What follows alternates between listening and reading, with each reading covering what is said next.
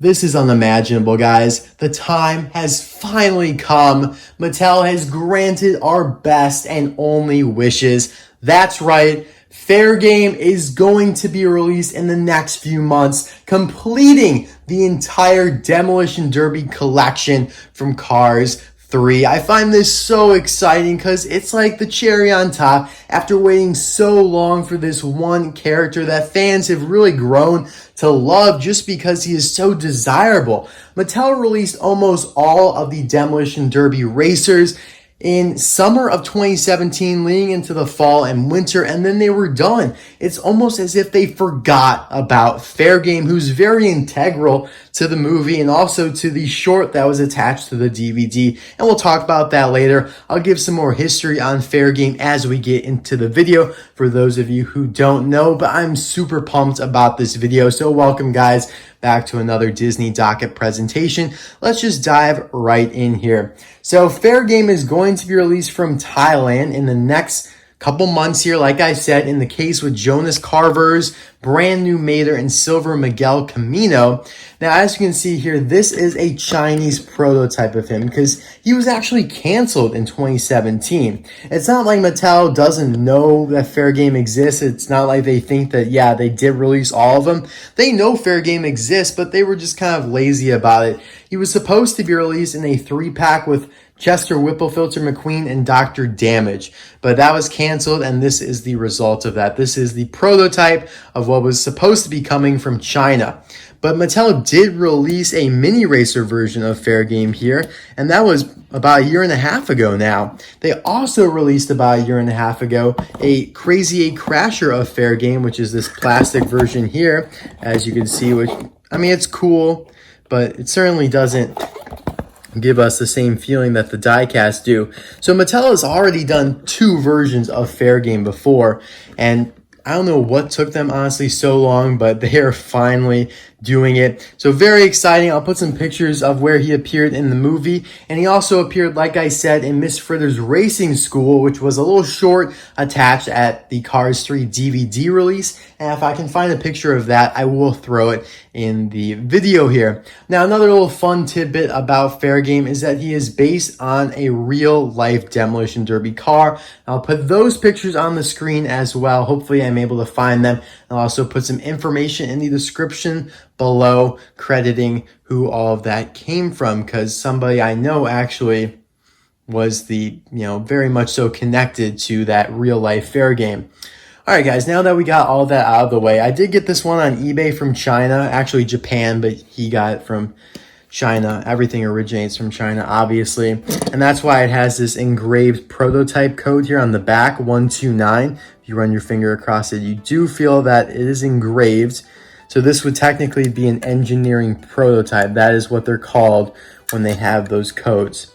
Also, there's no white date stamp, but you do have all the other correct markings that a car would have. So very interesting there. You can see he's a little beat up, a couple chips here and there, but I'm okay with that. Being a prototype, it's a sample, it's not going to be perfect.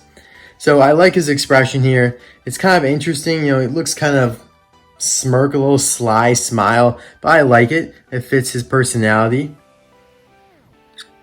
He's got the little pipes here, which, as I talked about, I haven't reviewed a Demolition Derby car in so long.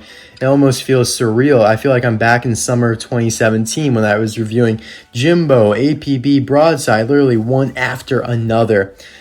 But these pipes are helping regulate his outtake with the engine and all that stuff, so to make him run a little bit more smoothly, because he's kind of overworking himself, especially because he's not exactly built for racing. Obviously, apparently he used to be a taxi cab, turned bad, or I guess turned rogue. 42, crash only, so that's a little play on cash only. Being a cab driver, he would want to take cash, but I love that, making it crash only. I really do like that. Same thing on this side here. Now, again, the questions arise with characters like this and Vern and buses. How does a taxi cab driver work in the Cars universe? And to be completely honest with you, I prefer not to think about it because it just leaves you down a rabbit hole that you don't want to go down, trust me.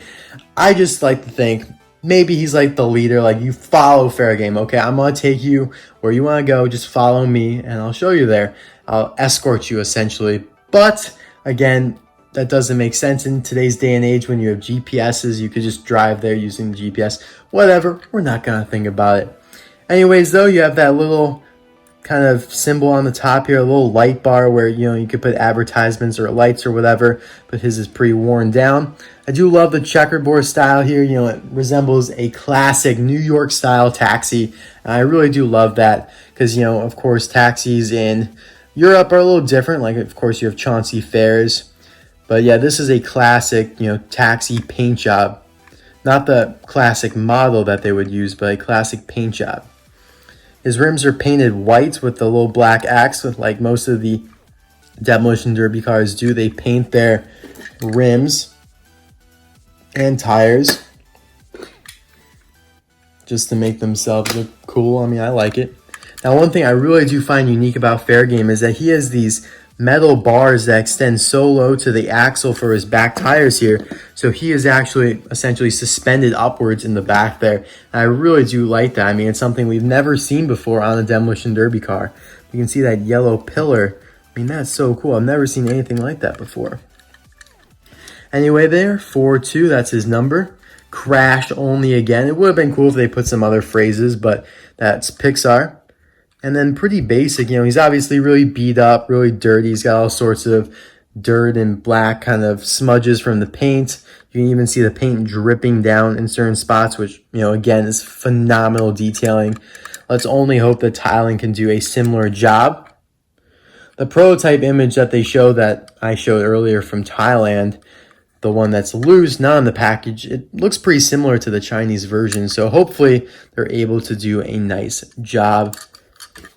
Compare him to the Mini Racer. So they did a phenomenal job as well with the Mini Racer. I mean, this is made in Thailand, but of course, when things are smaller, the decals are easier to do because when you condense graphics, the quality goes up.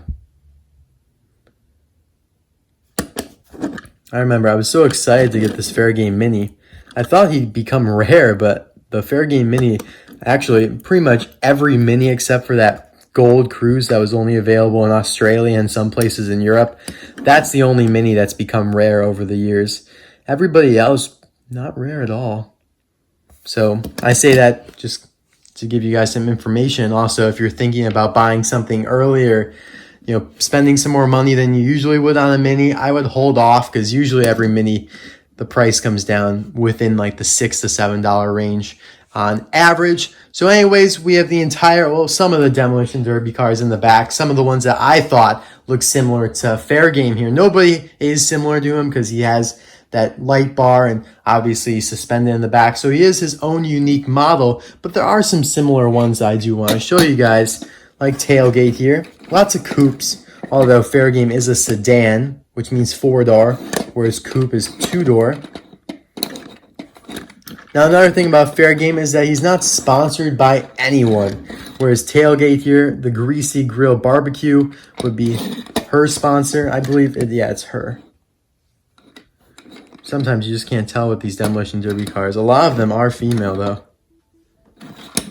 Whereas I don't believe there were any female piston cup racers besides, of course, Cruz Ramirez. High Impact, who's also a female. I do kind of find that surprising that in Cars 3 there were no female piston car racers besides Cruz at the end there. So there's another sponsor, Steve's Tool Barn. I don't think I ever reviewed High Impact here. She was kind of a strange release back in the day, releasing a 2-pack, then a rare single. Her single release is extremely rare. I have one. I don't know where it is, though. Somewhere in the boxes. Here's Siglert, so another one with those pipes, but his pipes are way bigger than Faregame's. And by the way, it is F-A-R-E, as in like a fare, like a taxi fare. The fee, in essence, not F-A-I-R, that's like just or something that is right. Who else we got over here? Airbourne, another one I did not review because he was one of those Walmart exclusive rubber tire releases. His pipes are a little shorter like Faregame's, and he's also, well, he's a coupe, not a sedan, my bad. This guy is getting released though this year without rubber tires. I wonder if they'll be as spread apart as they are here on this guy. And just look how spread apart those tires are. He looks kind of like a beetle. So yeah, very excited to have Faregame here. I did get this guy a while ago, but now that everybody's kind of thinking more about him nowadays, here's APB, by the way. It's important to do this video to give you guys a little preview of what's coming. Very exciting stuff this year. I mean, we have Jonas Carver's the Next Gen No Stall. We have Silver the King. We have a Silver Tim Treadless. We have a Rusty's Racing Center McQueen that was rinsed off essentially when he was unmasked in the Demolition Derby by Mr. Drippy. Here is Tailgate, who looks to be almost the same model as Faregame if he was, you know, not bent up in the back, because he is a sedan, shorter pipes. Tailgate's probably one of the most overlooked Demolition Derby cars ever. He was only released once. I think he is getting a re-release, but I mean, really a phenomenal release. I love that he has the little face in the back there. And I did review Tailgate. So I'll probably throw his link in the description below in the card suggestion just to give him a little bit of attention. Because, I mean, look at it. He's got flames and everything, but everybody seems to forget about him. Poor guy. Here's Liability, who was just recently re-released. Short pipes. Very small car. Low to the ground. The day I'm recording this, it's the last day before I have to head back. Well, actually, I head back tonight to Notre Dame. Here's Superfly. It's a college where I will reside for the foreseeable future. Of course, this is my spring semester now, so I hopefully will be able to come back before my spring break, but that would be the next time, ideally, that I would come back. So we'll see what happens, but before then, you know, I'm trying to make some videos to edit while I'm there and release them over the next few weeks. So thank you guys so much for watching this video. Let me know in the comment section below which Demolition Derby racer is your favorite. It could be anybody. It doesn't have to be somebody I showed here today, because there are a lot more. But my favorite probably goes with, I don't know, I like Bill and Jambalaya Chimichanga. I like Faregame. I like Taco and T-Bone. So it's really tough for me. I'm gonna go with Jambalaya Chimichanga. I really do like that colorful design. Reminds me of Greg Candyman. But anyways, thanks again for watching. I'll see you guys soon for another video. Bye now.